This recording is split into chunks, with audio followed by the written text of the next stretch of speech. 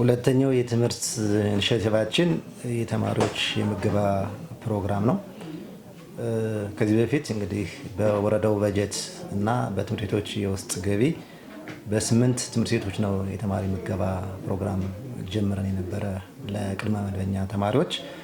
አሁን ክልሉ ከ3.4 ሚሊዮን ብር በላይ የሚገመት የምገባ ቁሳቁስ በጅቶ የላከልን በመሆኑ ከ8 ትምህርት ቤቶች ወደ 51 ትምህርት ቤቶች በማሳደግ ከቅድመ መደበኛ ወደ አንደኛና መካከለኛ ደረጃ ተማሪዎች በማሳደግ የእቅዳችን 72% አካባቢ ወይም ደግሞ 12204 ተማሪዎች የምገባ ፕሮግራሙ ተጠቃሚ እንዲሆኑ የማድረግ የተቻለበት ሁኔታ ነው ያለ።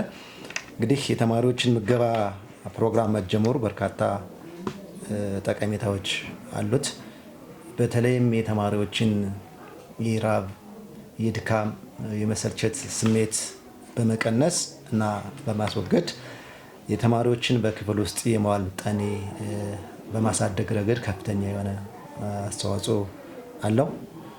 ተማሪዎችን አእምሮ በማነቃቃት የትምህርት አቀባበል ፍላጎታቸውን እና አቅማቸውን በማሳደግ ረገድ የምገባ ፕሮግራሙ እጅግ ወሳኝ ተግባር በመሆኑ በቀጣይም እንግዲህ ከነኚህ ከ51 ትምህርት ቤቶች በተጨማሪም ማህበረሰቡን በማወያየትና በማሳተፍ እንዲሁም የትምህርት ቤቶችን የውስጥ ገቢ አቅም በማሳደግ ሁሉንም ተማሪዎች ሁሉንም ትምህርት ቤት አካባቢ የምገባ ፕሮግራሙን የመጀመር ስራ እየተሰራ ነው ያለ።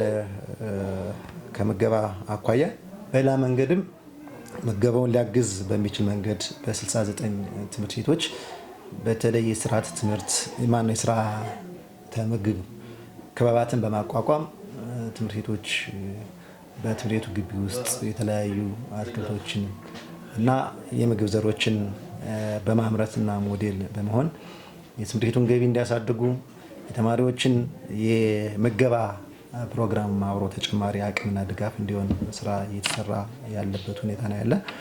በአጠቃላይ በበጀት ዓመታችን የተመዘገቡ ተማሪዎችን ይዞ ለመዝለቅ የገጽታ ግንባታ ስራ የተማሪ ምገባ ስራችን አንኳርና አውራ ተግባር አድርገን እየሰራን ያለንበት ሁኔታ ነው ያለ።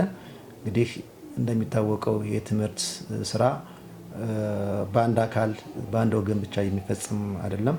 በርካታ ባለድርሻ አካላትን ርብርብ፣ ድጋፍ የሚሽ ተግባር ነውና የሚመለከታቸው ሁሉም ባለድርሻ አካላት ህፃናትን፣ ተማሪዎችን ትውልድን የመገንባት ጉዳይ ነውና ለትምህርት ተቋሙ ብቻ የሚተው አይደለምና በተለይም ከ2015 መጨረሻ አካባቢ በክልላችን በተፈጠረው የጸጥታ ችግር ምክንያት የገጠመንን የትምህርት ስብራት በተገቢው መንገድ ለመጠገን ሁሉንም ባለድርሻ አካላት ርብርብ ድጋፍ የሚሽ ጉዳይ ስለሆነ በሁሉም የትምህርት ተግባሮቻችን ባለድርሻ አካላት ድጋፋቸውን እንዳይለየን በዚሁ አጋጣሚ ጥሬን ለማቅረብ እወዳለሁ። አመሰግናለሁ።